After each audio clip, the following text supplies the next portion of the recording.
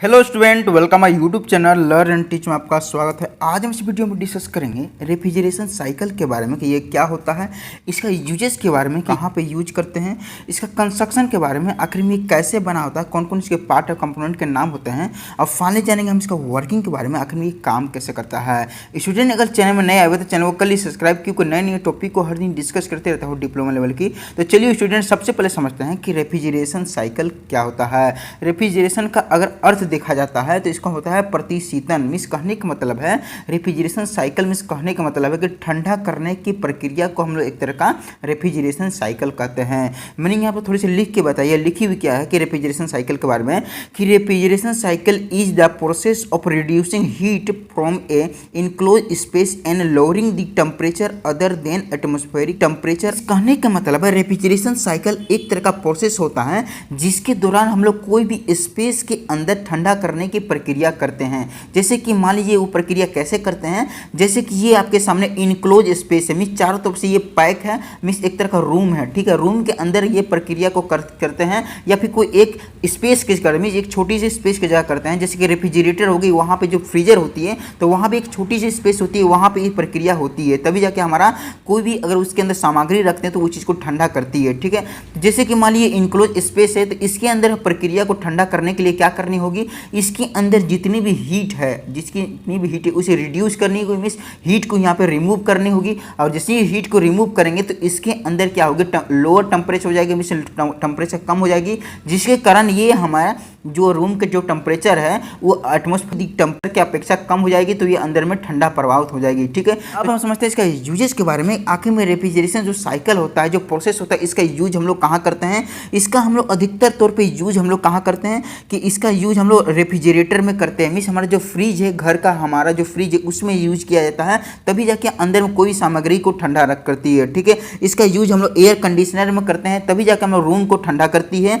और हम इसका अधिकतर यूज हमें हीट पंप में भी करते हैं। तो इस तरह से रेफ्रिजरेशन साइकिल का इस तरह से यूज किया जाता है। चलिए अब समझते हैं इसका कंस्ट्रक्शन के बारे में। आखिर में रेफ्रिजरेशन जो साइकिल होता है किस तरह से कौन कौन कंपोनेंट से मिलकर बना होता है। तो देखिए आपके सामने जो फिगर नजर आ रही है रेफ्रिजरेशन साइकिल का यहाँ पे फिगर है, ठीक है। तो देखिए मेन इसके जो कंपोनेंट होते हैं, पहला कंपोनेंट होती है कंप्रेसर, सेकंड कंपोनेंट होती है इसकी कंडेंसर, और थर्ड कंपोनेंट होती है एक तरह का यहाँ पे ये हमारे एक तरह का फिल्टर बोल सकते हैं, और यहाँ पे कैपिलरी ट्यूब बोल सकते हैं, और लास्ट का जो इसका कंपोनेंट होती है इवापोरेटर होती है, ठीक है। इससे पहले क्या होती है, ये हमारे जैसे कि कंप्रेसर है। कंप्रेसर का मेन यहाँ पे क्या काम होती है, फर्स्ट नंबर पर जो कंप्रेसर आती है तो इसका काम होती है कि हमारा जो ये सर्किट है, सर्किट के अंदर कोई भी अगर गैस है तो उसको फ्लो कराने का मेन हमारा पर्पस हमारा कंप्रेसर करता है। कंप्रेसर का यही काम होता है कि इसके दो पाइप होते हैं, पहला सक्शन पाइप होती है और दूसरी डिस्चार्ज पाइप होती है। सक्शन पाइप से यहाँ पर गैस को सक करता है और डिस्चार्ज पाइप से हाई प्रेशर के साथ हमारा आगे की कंपोनेंट को भेजता है। इसमें एक तो और भी यहाँ पे पाइप लगे होते हैं जिसे हम लोग गैस चार्जिंग पाइप कहते हैं। मतलब जो रेफ्रिजरेशन जो साइकिल होता है उसके दौरान हमको जहाँ भी जिस जगह पर ठंडा को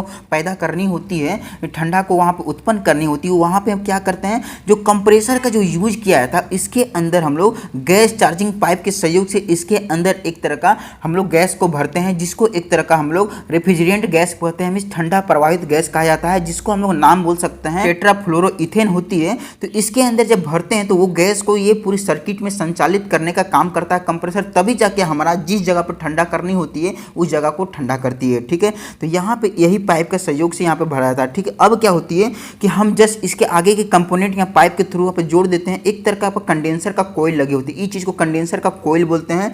मींस कहने का मतलब कंडेंसर के यहाँ क्या काम होती है कि यहाँ पे जो गैस हमारे जो जाती है काफी यहाँ पे गर्म होकर जाती है, तो गर्म को यहाँ पर ठंडा करने के लिए उसे लिक्विड में कन्वर्ट करने के लिए इस कंडेंसर का यूज करते हैं, ठीक है। जो कंडेंसर होता है जस्ट इसके पीछे हम लोग एक तरह का फाइन लगाते हैं, मींस जो जालिमा आकार के पीछे में रड लगी होती है, मींस गैस को जल्दी से लिक्विड में कन्वर्ट करने के लिए इस फाइन को लगाते हैं, ठीक है। अब क्या होती है, जस्ट इसके आगे में हम यूज करते हैं एक तरह का पाइप का, अब पाइप के सहयोग से हम यूज कर देते हैं, मींस आगे में जो कंपोनेंट यूज होते हैं ड्रायर फिल्टर का यूज किया जाता है, ठीक है।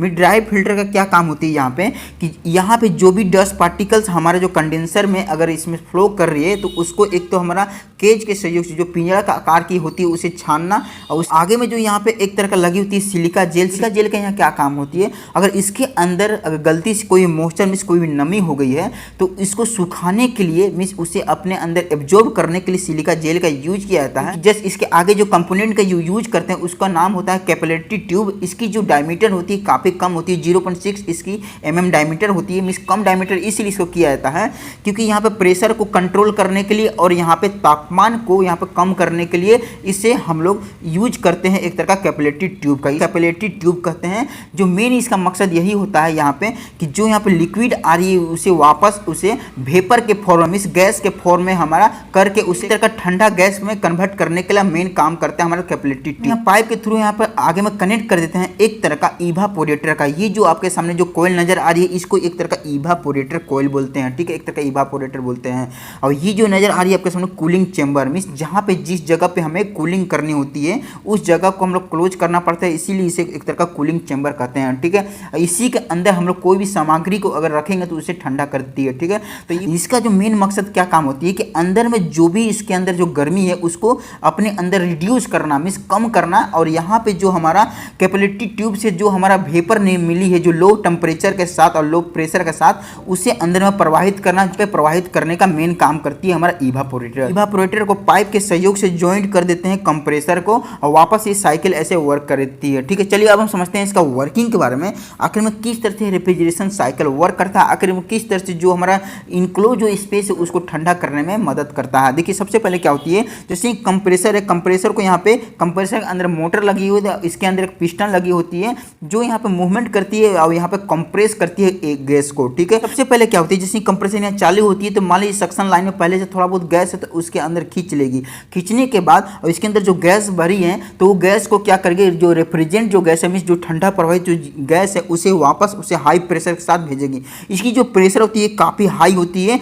और जो प्रेशर से हाई भेजती है तो काफ़ी हमारी जो गैस होती है गर्म हो जाती है। जो प्रेशर भेजती है हाई प्रेशर और हाई टेम्परेचर के साथ यहाँ पर भेजती है और ये कम से कम 8 बार प्रेशर से निकलती है, मीन्स काफ़ी हाई प्रेशर से निकलती है। और इसकी जो टेम्परेचर होती है कम से कम 45 डिग्री सेल्सियस होती है और ये जाती है हमारा डायरेक्ट कंडेंसर में। कंडेंसर में जाने के बाद क्या काम करती है, कंडेंसर यहाँ पे ये जितनी भी हमारा गैस काफ़ी पिकअप से जाती है तो पूरी गर्म हो जाती है और गर्म होने के कारण ये घुमा घुमा के लिक्विड को धीरे धीरे यहाँ पे ठंडा करने का काम करती है और उसे धीरे धीरे उसे एक तरह का लिक्विड के फॉर्म में करती है हमारा गैस को, ठीक है। हमारा जैसे गैस यहाँ पे जैसे देखते हैं किस तरह से जा रही है तो वहाँ धीरे धीरे वहाँ पे उसे लिक्विड के फॉर्म में भी करेगी और उसे ठंडा भी करने का काम करता है, ठीक है। और जो हमारा फाइन पीछे इसकी जो लगी हुई है ये क्या काम करती है, बाहर में कोई भी जैसे कि ये जो घूम रही है तो इसके अंदर जो हीट है वो अपने अंदर एब्जॉर्ब कर लेगी और उसे जल्दी से ठंडा और उसे लिक्विड के फॉर्म में कर देगी जो हमारा गैस यहाँ पे हमारा कंडेंसर जो यहाँ पे फ्लो हो रही थी, ठीक है। और जस्ट उसे आगे की ओर भेज देगी किसको, हमारा फिल्टर को, फिल्टर, ठीक है। और यहाँ पे जो प्रेशर यहाँ पे जो जाती है हाई प्रेशर साथ जाएगी, मीन्स जो लिक्विड यहाँ पे जाएगी काफ़ी हाई प्रेशर से जाएगी और हमारा डायरेक्ट हमारा ड्राई फिल्टर में जाएगी। और ड्राई फिल्टर में जाने के बाद जो इसके अंदर जो पिंजरा लगी होती है एक तरह की जालिमा आकार की होती है उसमें जो भी डस्ट पार्टिकल है उसे छान देगी और छानने के बाद उसे सिलिका जेल को भेज देगी। सिलिका जेल में अगर कोई भी इसके अंदर मॉइस्चर है हमारा लिक्विड में तो उसे क्या करेगी कि अपने अंदर उसे एब्जॉर्ब करके आगे की ओर भेज देगी, ठीक है। आगे की ओर भेजने के बाद क्या काम करेगी कि हमारा कैपिलरी ट्यूब यहाँ पे जो प्रेशर है उसे लो प्रेशर में कर देगी, उसे लो टेम्परेचर में कर देगी और उसे जो लिक्विड को वापस उसे वेपर में के बारे में बना देगी, ठीक है। और जाने के बाद ये काफ़ी यहाँ पे फ्लो होती है, यहाँ पे देख सकते हैं किस तरह से घुमा घुमा के ले जाती है हमारा कैपिलरी ट्यूब। अब जब जाती है तो काफ़ी यहाँ पे जो टेम्परेचर होती है -20 डिग्री सेल्सियस उसे कर देती है, मीन्स काफ़ी उसका टेम्परेचर कम करके उसे ठंडा कर देती है। वापस उसे हमारा जो इनक्लोज जो स्पेस जो चेंबर है उसके अंदर भेज देती है और उसके अंदर जो इवापोरेटर लगी हुई है वो क्या काम करती है, यहाँ पे जो इसके अंदर पहले से जो गर्मी है हमारा रूम के अंदर जो इनक्लोज स्पेस के अंदर उसे अपने अंदर एब्जॉर्ब करके निकाल देगी और इसके अंदर जो वेपर है जो एक तरह का लो टेम्परेचर में जो ठंडा वेपर है उसे इस इनक्लोज स्पेस में यहाँ पे भेज देगी। इनक्लोज स्पेस में यहाँ पे क्या करके प्रवाहित करेगी जिसके कारण फैलाएगी। फैलाने से क्या होगी कि इसके अंदर कोई भी सामग्री रखते हैं तो वो चीज़ को ठंडा कर देगी, ठीक है। तो इस तरह से कंटिन्यू यहाँ पे वर्क करते रहता है रेफ्रिजरेशन साइकिल, मीन्स हमारा कंप्रेसर यहाँ वर्क करते रहेगी और इस तरह से कंडेंसर यहाँ पे कंटिन्यू यहाँ वर्क करते रहेगी, गैस को लिक्विड के फॉर्म में चेंज करेगी और यहाँ पे हमारा फिल्टर यहाँ पे कंटिन्यू इसे फिल्टराइज करके हमारा कैपिलरी ट्यूब को देगी। कैपिलरी ट्यूब वापस लिक्विड को यहाँ पे वेपर के फॉर्म में करने के बाद हमारा इवापोरेटर को भेज देगी और यहाँ पे कंटिन्यू यहाँ पे इस स्पेस को ठंडा करते रखेगी, ये हमारा रेफ्रिजरेशन साइकिल के सहयोग से। ठीक है, तो इस तरह से कंटिन्यू वर्क करते रहता है। मुझे आशा है कि आपको रेफ्रिजरेशन साइकिल के बारे में बढ़िया तरीके से समझ में आ चुका होगा, किस तरह से इनक्लोज स्पेस को हम लोग किस तरह से ठंडा करने का प्रक्रिया होती है इसके दौरान। तो वीडियो देखने का थैंक यू। चैनल में नए आए हुए हैं तो चैनल को कल ही सब्सक्राइब, हो सके तो वीडियो को कर दीजिए लाइक। धन्यवाद।